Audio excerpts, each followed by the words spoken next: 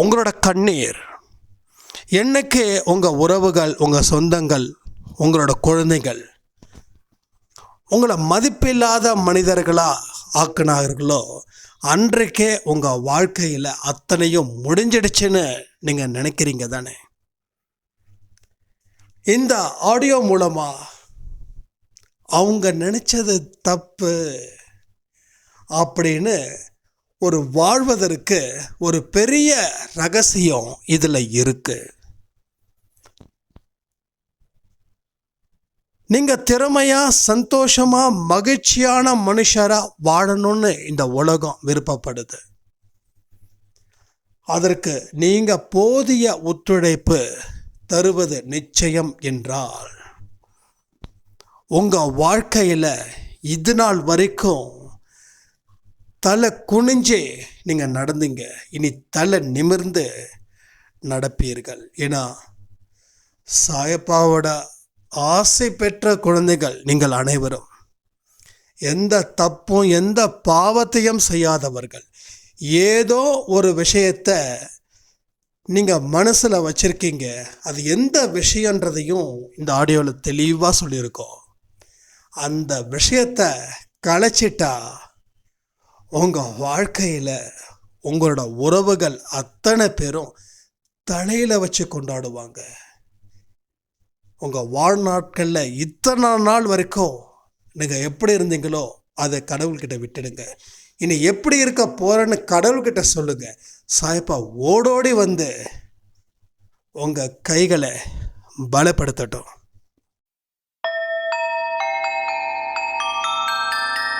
ஓம் சாயிரா சாயிரா, ஓம் சாயிரா சாயிரா, ஓம் சாயிரா சாயிரா, அன்பே சாயிரா, பேரன்பே சாயிரா, அகிலம் தளிக்க ஆத்மா விழிக்க அனுதினம் சாயிரா, எங்கள் அன்பே சாயிரா.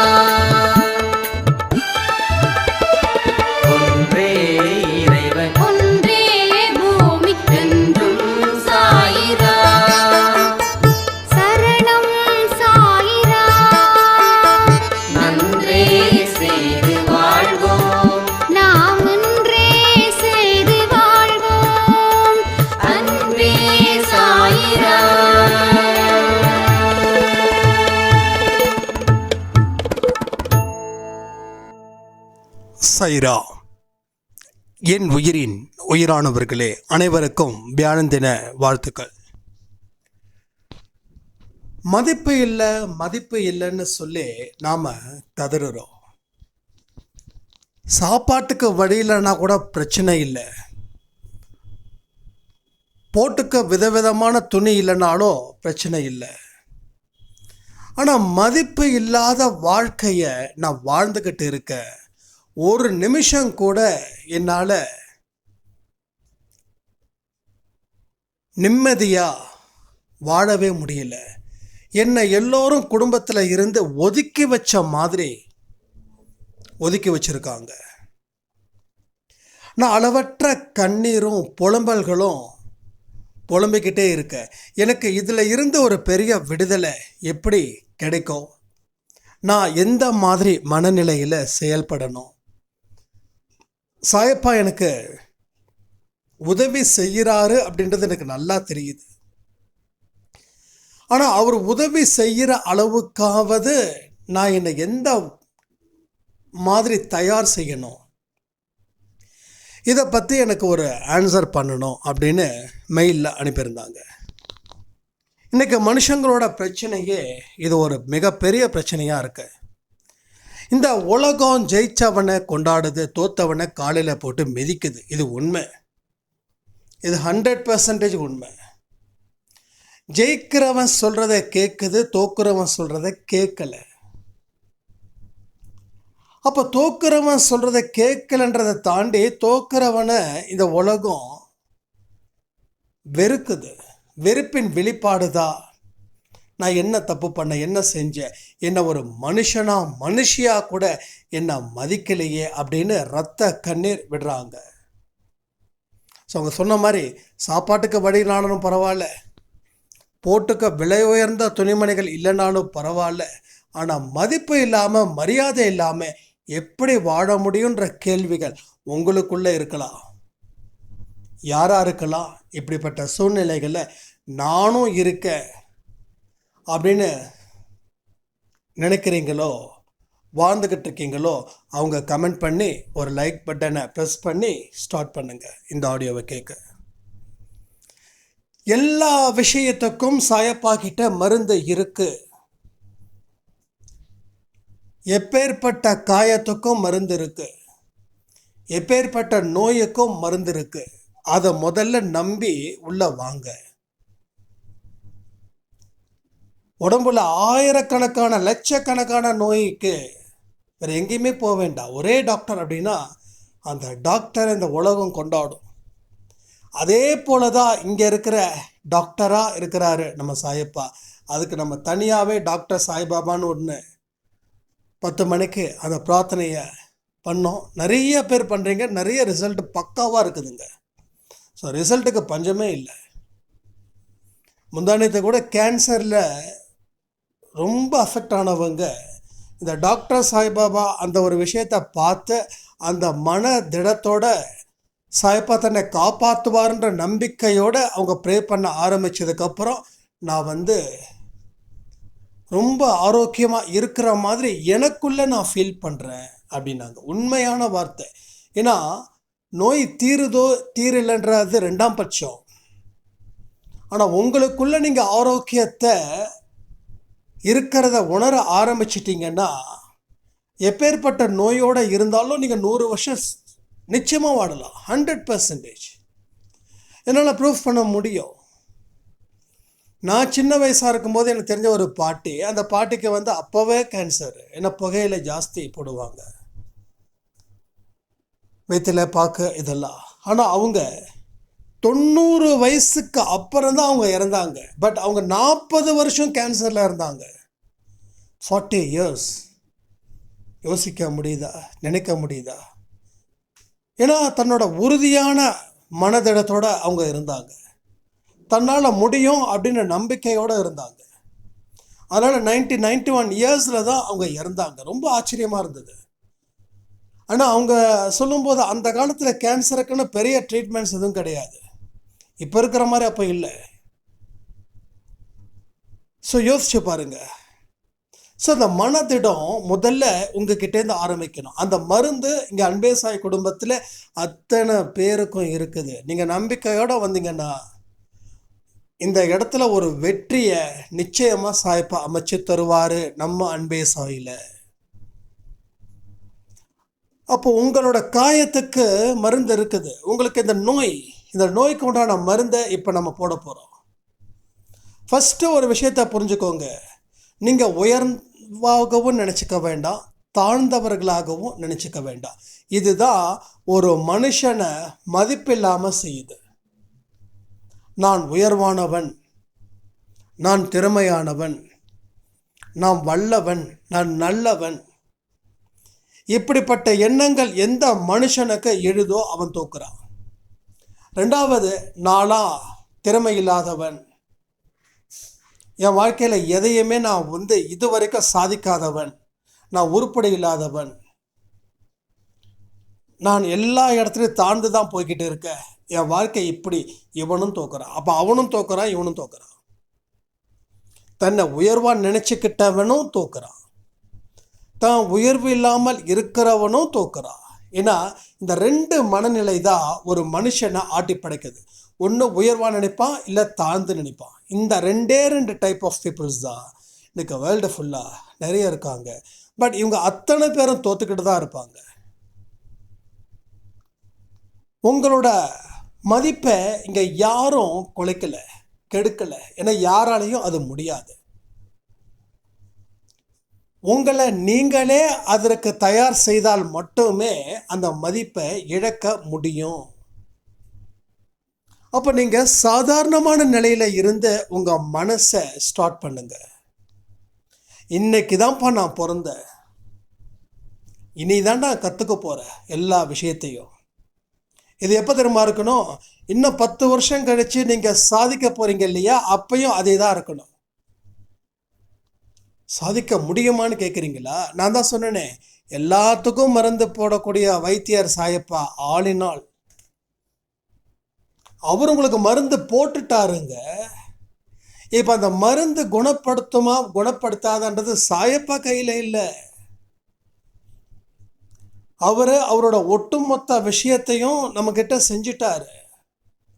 இனி அதை சரி பண்ணுறது சரி ஆகாதது உங்கள் மனநிலை பொறுத்தது. அப்போ 10 வருஷத்துக்கு அப்புறம் நிச்சயமாக நீங்கள் இப்படி நினச்சி பார்ப்பீங்க ஒரு டைமில். அப்போ நினைக்கும் போது உங்களுக்குள்ள சில விஷயங்கள் தோணும். அப்பையும் நான் இப்போ தான் பிறந்திருக்கேன் அப்படின்ற ஒரு மனசில் அந்த எண்ணத்தை நீங்கள் விதைக்கணும். நிச்சயமாக நீங்கள் மதிப்பான மனிதர்கள் தான் அப்படின்றதுல என்னைக்கு நீங்கள் தீர்மானமாக நம்புறீங்களோ அன்னைக்கு உங்கள் வாழ்க்கையில் சாயப்பா ஒரு புது வெளிச்சத்தை நிச்சயமாக ஏற்படுத்துவார். ஏன்னா நம்ம இருட்டில் உட்காந்துக்கிட்டு இருக்கோம்.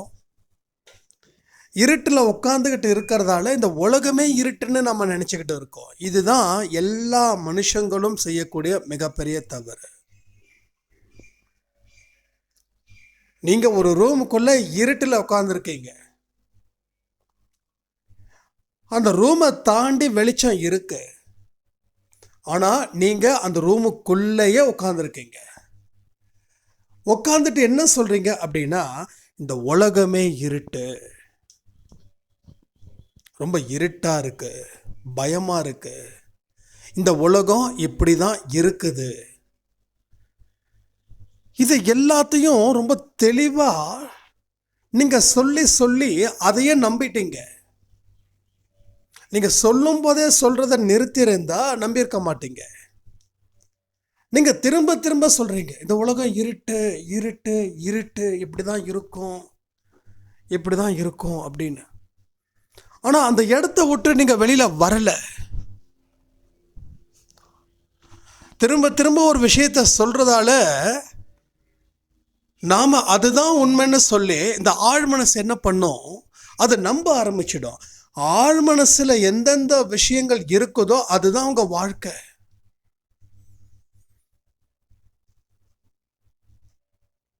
சின்ன வயசில் நமக்கு நாய் துரத்தி இருக்கும். அதுக்கு அப்புறம் எத்தனை வயசானாலும் அந்த நாயை பார்த்து ஒரு பயம் இருக்கும். அப்படி பார்த்தா உலகத்தில் பிறந்தவங்க அத்தனை பேரும் நாயை பார்த்து பயப்படுறாங்களா? இப்போ எனக்கு பாருங்க, கரப்பாம்பூச்சி. அப்போ உலகத்தில் அத்தனை பேரும் அந்த கரப்பாம்பூச்சியை பார்த்து பயப்படுறாங்களா? எனக்கு பாம்பை பார்த்தா பெருசாக பயம் இல்லை. ஆனால் சில பேருக்கு பாம்பு அந்த பக்கம் வந்துட்டு போனாவே பயம் இருக்கும். ஆனால் பாம்பை விடவா கரப்பாம்பூச்சி பெருசு? பாம்பை விடவா நாய் பெருசு?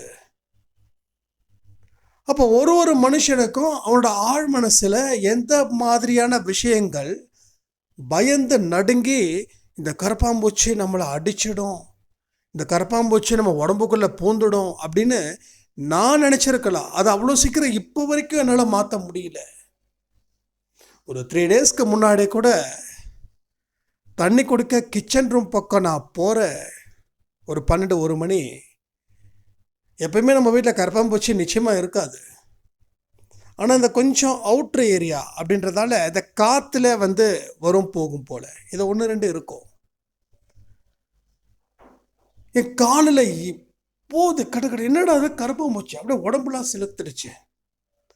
பானையில் தண்ணி பைப் அது பாட்டுக்கு போகுது. அதுக்கப்புறம் எப்படியோ கொஞ்சம் போய் பொறுமையாக நிதானமாக பைப்பை மூட வேண்டியதாக இருந்தது. அப்போ நீங்கள் நம்புறீங்களா? கரப்பாம்பூச்சிக்கு என்ன சாயன்னா பயம், என்ன தம்பி பயம், அதோ எங்கள் வீட்டை ஏகப்பட்டது இருக்குது, என் காலில் தாண்டி தான் ஓடும் அப்படின்னு. உங்களுக்கு பயம் இல்லை, ஆனால் எனக்கு பயம்ன்றது இல்லை. அது மனசில் அந்த மாதிரி ஆழமாக விதைச்சாச்சு. ஆனால் கடிச்சிடுவா போகுது, உயிர் போயிட போதான்னா இல்லை. அப்போ என்னன்னா, நம்ம நினைக்கிறோம் இது எனக்கு பயம், அது பயம் பயம் பயம்னு நினச்சி அது நமக்கு பயமாக போயிடுது வாழ்க்கையில். அதே போல தான் உங்கள் வாழ்க்கையில் என்னை யாரும் மதிக்கலைன்னு என்னைக்கு நீங்க சொல்ல ஆரம்பிச்சிங்களோ, நீங்க சொல்லிக்கிட்டே தான் இருந்தீங்க, சொல்றத நிறுத்தல. சொல்லிக்கிட்டே இருந்தீங்க, திரும்ப திரும்ப திரும்ப திரும்ப சொன்னீங்க, எனக்கு பயம் பயம் பயம் பயம், என்ன மதிக்கல என்ன மதிக்கல என்ன மதிக்கல. அப்ப நீங்க ஒரு ஸ்டேஜில் நீங்க முழுசா நம்ப ஆரம்பிச்சிட்டீங்க. இப்ப நீங்க கேட்கலாம், அப்ப ஏன் நான் செய்யக்கூடிய அத்தனையும் தோல்வி அடையுது?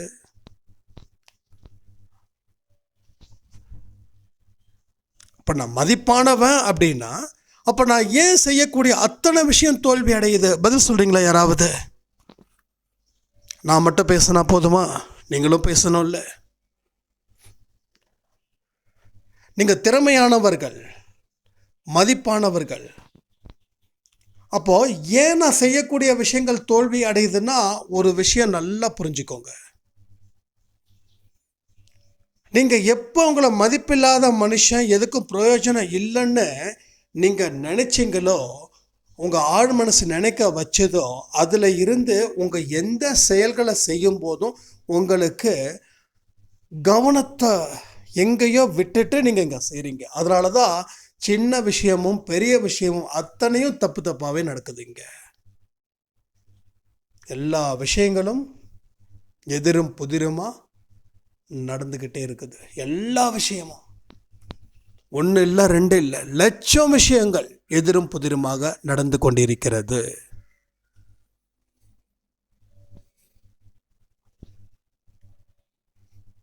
அப்ப நீங்க மதிப்பு மிக்க மனுஷன் அப்படின்னு நம்ம உணர ஆரம்பிக்கிறதுக்கு சில நாட்கள் ஆகும். ஏன்னா பல வருஷங்கள் நீங்க அதை சொல்லி சொல்லி அதை ஒரு மந்திரமா ஆக்கிட்டீங்க. அதனால நீங்க எந்த செயல்கள் செய்தாலும் அதன் மூலமா உங்களுக்கு எந்த லாபமும் அடையல, எல்லாமே நஷ்டம். உங்க கவனம் எங்க இருக்குது? உங்க பாதை எது? உங்க பயணம் எது? உங்க எதனால நீங்க ஈர்க்கப்படுகிறீர்கள்? இதெல்லாம் ரொம்ப முக்கியம். இது ரொம்ப ரொம்ப முக்கியம். இதை நம்ம விட்டுட்டோம். என்னால இந்த விஷயத்தை கூட செய்ய முடியல, அதனாலதான் என்னை யாரும் மதிக்கல. எஸ், உண்மைதான். நான் முன்னாடி சொன்ன மாதிரி வெற்றியை தான் இந்த உலகம் கொண்டாடும், தோல்வி அடைந்தவனை இந்த உலகம் கொண்டாடாது. நீ தோல்வி அடைஞ்சிட்ட, அதனால நான் உனக்கு ஐடியாஸ் கொடுக்குறேன், நான் உன்னை என்கரேஜ் பண்றேன்னு ஒரு பையன் வரமாட்டான். ஏன்னா அவனுக்கு நீங்க தோல்வி அடைஞ்சாதான் அவனுக்கு அதுல சந்தோஷம், ஆனந்த நடனம் புரிவான். ஒருத்தன் தோத்துட்டான் அப்படின்னா அவனை அவ்வளோ தூரம் கேலியும் கிண்டலும் பண்ணக்கூடிய உலகம்தான் இந்த உலகம். ஸோ நீங்களும் கேலியும் கிண்டலும் பண்ணியிருக்கலாம், பண்ணாமல் இருக்கிற வரைக்கும் நல்லது. யானைக்கும் அடிசருக்குன்னு சொல்லுவாங்க, அது ரொம்ப இம்பார்ட்டன்ட்.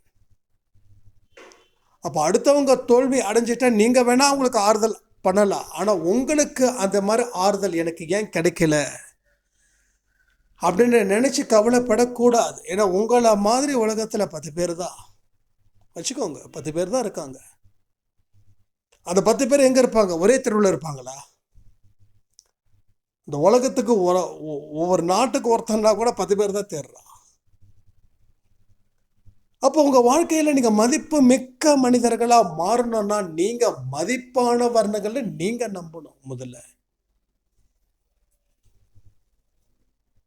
நான் மதிப்பானவன் தான். என் வாழ்க்கையில் எங்கேருந்து ஆரம்பிக்கணும்?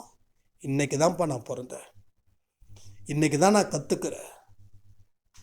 ஒரு வேலைக்கு ஜாயின் பண்ணிட்டா உடனே அங்கே இருக்கிற மேனேஜர் எல்லாத்தையும் எதிர்பார்க்க முடியாது. அப்படி எதிர்பார்க்குறான்னா அவன் மேனேஜராக இருக்க முடியாது, அவன் சரியான முட்டாள். ஏன்னா வந்திருக்கிறாங்க ஃப்ரெஷர்ஸ், அவங்களுக்கு என்ன சொல்லிக் கொடுக்கணும், ஆனால் அவனாவிலேருந்து சொல்லிக் கொடுக்கணும். அப்போ நம்ம கற்றுக்கும் போது அவன் சொல்லி கொடுத்துட்டு போயிடுவான். அதை தப்பாக கற்றுக்கிட்டா கண்டிப்பாக அவன் திட்ட தான் செய்வான். ஏன்னா அவனோட அனுபவம் வேற, நம்ம அனுபவம் வேற. அவன் திட்டானா அவன் திட்டான், நான் மதிப்பில்லை மனுஷன் சொல்லிடக்கூடாது. நான் கற்றுக்கிறதுல கொஞ்சம் லேட் ஆகுது, நான் என்ன செய்யறது? அதனால திட்டுட்டோம், திட்டுனா தானே நான் கற்றுக்க முடியும். நான் ஜிம்மில் ஒர்க் அவுட் பண்ணும்போது ஸ்டார்ட் பண்ணும்போது என்னை கோச் வந்து அவ்வளோ கேவலமாக பேசினார். நீங்கள்லாம் எதுக்குங்க ஜிம்முக்கு வந்து சேரணும், எங்கள் தலைவலியாக இருக்குதுங்க. ஏன்னா ஓனர் வேறு கோச்சர் வேறு. அப்போ சின்ன ஒரு 11th படிக்கிற பசங்கள்லாம் வராங்க. கரெக்டாக மார்ச்சில் வந்து ஜாயின் பண்ணது. ரொம்ப கஷ்டமாக இருந்தது. அப்போ வந்து என் ஃப்ரெண்டு விஷ்ணு எல்லாம் என் கூட தான் இருந்தாங்க. அப்போ சொன்னாங்க, விச்சு சொன்னார், ஃப்ரெண்டு சொன்னது ஞாபகம் இருக்கு, எவ்வளோ ஒரு ஆளுன்னு வெளுக்கிறத விட்டுட்டு நீ ஏன்டா வந்து இப்படி. இல்லைடா, இங்கே கற்றுக்கணும், இதெல்லாம் எனக்கு தேவைண்ணா. நீ லூஸாடா நீ அப்படின்னா உனக்கு ஃப்ரீயாவா சொல்லிக் கொடுக்குறா? மாதம் 500 வாங்குறான்ல, அவன் பாட்டுக்கு அப்படி பேசுகிறான். இல்லைடா, இருந்தாலும் பேசட்டும். நான் வந்து இங்கே கற்றுக்கணுன்றதை தாண்டி வேறு எதையுமே நான் எதிர்பார்க்கல. ஒரே மாதத்தில் நான் மாஸ்டர் ஆனேன். ஒரே மாதத்தில். அடுத்த 2வது மாதத்தில் அந்த கோச் என் கூட சேர்ந்து ஒர்க் அவுட் பண்ணணும். ஜி வெயிட் பண்ணுங்கள், நாங்களும் நீ சேர்ந்து ஒர்க் அவுட் பண்ணுவோம். ஏன்னா ஈக்குவலண்ட்டாக ஒர்க் அவுட் பண்ணுற அளவுக்கு இருந்தால் தான் அவங்க ஒர்க் அவுட் பண்ணுவாங்க. ஏன்னா அதுக்கு நான் ஹார்ட் ஒர்க் பண்ணது. எல்லாத்துக்குமே ஹார்ட் ஒர்க்கு கவனம் வச்சா போதுங்க, வேறு ஒன்றும் பிரச்சனையே இல்லை. உங்கள் கவனம் எங்கேயோ அது முக்கியம். அப்போ நான் எந்த அளவுக்கு ப்ரிப்பேர் பண்ணியிருப்பேன். உட்காந்து யூடியூப்பில் அர்னால்டுடைய ஒர்க் அவுட்டு, இன்னும் பெரிய பெரிய ஜாம்பவான்ஸ் அவங்களோட ஒர்க் அவுட்ஸு எப்படி பண்ணுறாங்க, என்ன மெத்தடு, ஒவ்வொரு ஒர்க் அவுட்டுக்கும் என்னென்ன பெயர், பைசப், ட்ரைசப், அப்டமன்ஸ், அப்படி இப்படின்னு ஸ்குவாடு, அப்படி இப்படி இருக்கும். அப்போது அந்த நுணுக்கத்தெல்லாம் நான் கற்றுக்கிட்டேன். இது எதுக்கு சொல்கிறேன்னா, சில பேருக்கு இங்கே ஜிம் அது இதுன்னு சரியாக சில பேருக்கு தெரியும், சில பேருக்கு தெரியாது. எதுக்கு சொல்கிறேன், உங்களை எந்த இடத்துல மட்டம் தட்டுனாங்களோ, எங்கே நீங்கள் மதிப்பு இல்லைன்னு நீங்கள் ஃபீல் பண்ணுறீங்களோ, அதுக்கு தேவை அழுகை இல்லை, அதுக்கு தேவை கவலையும் இல்லை. அதுக்கு தேவை என்ன தெரியுமா, தனி கவனம் அண்டு அறிவு அண்டு பொறுமை அண்டு சாயப்பா மேலே வச்சிருக்கக்கூடிய நம்பிக்கை. இந்த விஷயங்கள் இருந்துச்சுன்னா போதும், எங்கே நீங்கள் தலை குனிஞ்சிங்களோ, எங்கே நீங்கள் மதிப்பு இல்லைன்னு நினச்சி உங்களை வருத்தப்பட்டீங்களோ, அந்த இடத்துல இருந்து உங்கள் வாழ்க்கை ஆரம்பமாகுது.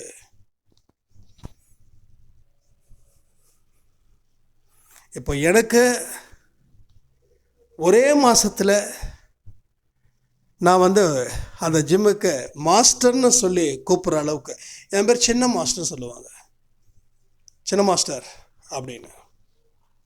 ஏன்னா நான் மாஸ்டராகவே இல்லை, ஆக்சுவலி நான் ஒரு ஸ்டூடெண்ட்டாக தான் இருந்தேன். நான் அதுக்கப்புறம் அடுத்த 6 மாதத்தில் நான் ட்ரைனிங் கொடுத்தேன் பசங்களுக்கு. இது எதுக்கு நான் பெருமையாக சொல்லலை, பெருமையாக சொல்கிற மாதிரி நான் ஒன்றும் பெருசாலாம் ஒன்றும் பண்ணலை. அதுக்காக நீ இப்படி சொல்லிட்டல அவன் முன்னாடி வந்து நிற்கிறேன்னு சொல்ல பண்ணவே இல்லை. எனக்கு இதை கற்றுக்கணும்னு ஆசை. கற்றுக்கும் போது அவமானப்பட தான் செய்யணும், கஷ்டம் வர தான் செய்யணும். அவமானப்படக்கூடாது, கஷ்டப்படக்கூடாது, நான் மாப்பிள்ளை மாதிரி நிற்கணும் அப்படின்னா நோவே, கற்றுக்கவே முடியாது. அப்போ தான் நம்ம அந்த இடத்துல நான் பெரிய உயர்ந்தவன், என்னை இவன் இப்படிலாம் கேட்குறான், என்னை எப்படி அவன் கேட்க முடியும், அந்த இடத்துல தான் நீங்கள் ரொம்ப மற்றவங்களை வந்து இவெல்லாம் சொல்கிற அளவுக்கு என் வாழ்க்கையா அப்படின்னு நினைக்கிறீங்க இல்லையா, அந்த இடத்துல தான் அந்த ஆணவம் இருக்கக்கூடாது. அதே போல் அங்கே போயிட்டோம், இதெல்லாம் கற்றுக்க முடியாது, என்னாலலாம் கற்றுக்க முடியுமா அப்படின்னு அந்த தாழ்வு மனப்பான்மையும் இருக்கக்கூடாது. இந்த ரெண்டும் தான் இருந்துச்சுன்னா எதையுமே கற்றுக்க முடியாது. எந்த மனுஷங்க கிட்டையும் ஒரு உரிமை எடுத்து பேசவும் முடியாது. நம்ம லேர்னிங் இஸ் வெரி இம்பார்ட்டன்ட். ஒரு இடத்துல லேர்னிங் இருக்கணும். நீங்கள் எங்கே கற்றுக்கிறீங்களோ அங்கே தலை நிமிர்ந்து வாழ்கிறீர்கள். எங்கே கற்றுக்க விருப்பம் இல்லையோ அங்கே நிச்சயமாக தலை குனிவு இருக்கும். உங்களுக்கு தேவையான படிப்பை மட்டும் நீங்கள் படிங்க. உங்கள் வாழ்க்கைக்கு என்ன தேவையோ அது ஒன்று போதும் நீங்கள் படிக்க. அப்போ உங்களுக்கு தேவையானதை மட்டும் செய்ய ஆரம்பிச்சிங்கன்னா தேவையில்லாதது உங்களை விட்டுட்டு போயிடும். அதுக்கப்புறம் உங்களுக்கு நேரம் நிறையா இருக்கும். எனக்கு பாருங்கள், 2 வேலை. ஒன்று அன்பே சாயில் ஆடியோ கொடுக்கறது, 2வது என்னோட ஆஃபீஸ். இதை தாண்டி என்னோட கவனத்தை வேறு எங்கேயே நான் திருப்பலை. அதுவா இதுவா எனக்கு நான் யோசிப்பேன். நமக்கு ஒரு விஷயம் நம்ம பார்க்குறோம் கேட்குறோன்னா எனக்கு தேவையான்னு யோசிப்பேன். ஒன்று ஆன்மீகத்தை பேஸ் பண்ணி ஏதாவது இருக்கா, இல்லை என் தொழிலை பேஸ் பண்ணி ஏதாவது இருக்கா. இந்த 2 இல்லையா, அது நமக்கு தேவையில்லை. 2 இருந்துச்சுன்னா அது நமக்கு தேவை. அப்போ என் வாழ்க்கையில் ஒரு 20-25 விஷயங்கள் நடக்குதுன்னா அதில் 5 விஷயங்கள் தான் நான் எடுத்திருக்கேன். மீதி 20 விஷயம் எனக்கு தேவையில்லை. அப்போ அதுக்கு நான் தனி கவனத்தை கொடுக்க வேண்டாம், நேரத்தை செலவு பண்ண வேண்டாம், மனசை கெடுத்துக்க வேண்டாம், அது மூலமாக துன்பத்தை அடையவும் வேண்டாம். புத்தர் சொன்னது ஒரு விஷயம், ஆசையே துன்பத்திற்கு காரணம். நீ ஆசைப்பட்டதால தான் உனக்கு துன்பமே ஆகுது. நீ ஆசைப்படாததுக்கெல்லாம் துன்பம் வராது. நல்லா யோசிச்சு பாருங்க. நம்ம வாழ்க்கையில் நடந்திருக்கக்கூடிய விஷயங்கள் தான் இவைகள். நீ எதில் ஆசைப்படுறியோ அங்கே தான் உனக்கு பிரச்சனை. அப்போ ஆசைப்படுறதுன்றது உன்னால் நிறுத்த முடியாது. உனக்கு தேவையானதில் மட்டும் நீ வை. அது ஆசையாக இருக்காது. ஆசைன்றது வேற, பேராசைன்றது வேற. அப்போ நம்ம வாழ்க்கையில் எந்த ஆசைப்படணும்? நிம்மதியாக இருக்கிறதுன்றதே ஒரு ஆசை தான்.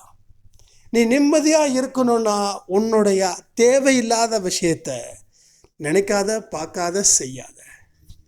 இந்த ஊர், இந்த உலகம், இந்த 4 பேர், இவங்க எல்லாரையும் விட்டுடுங்க.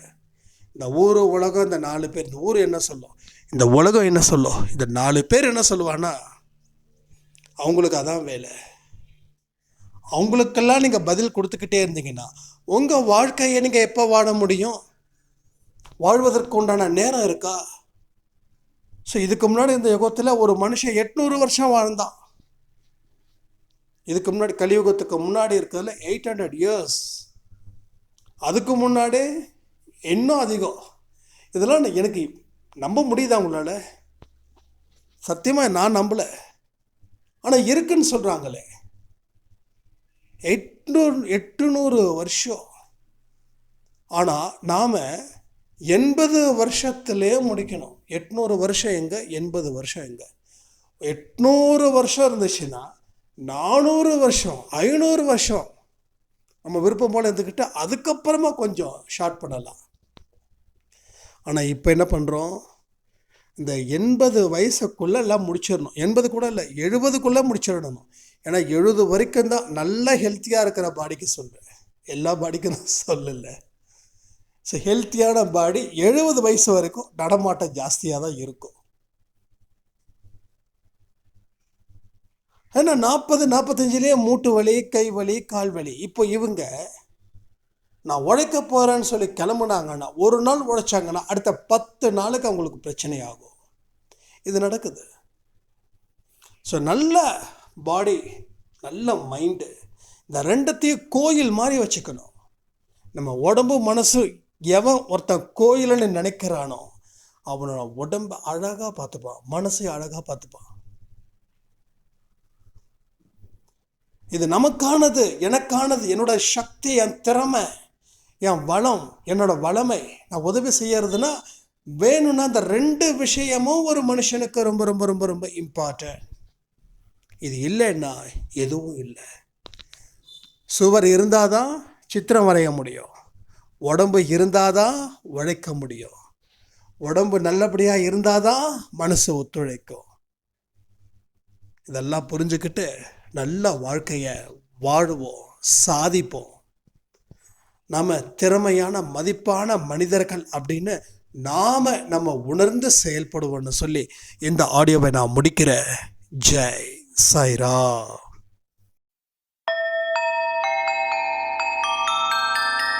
ஓம் சாயிராம். ஓம் சாயிராம்.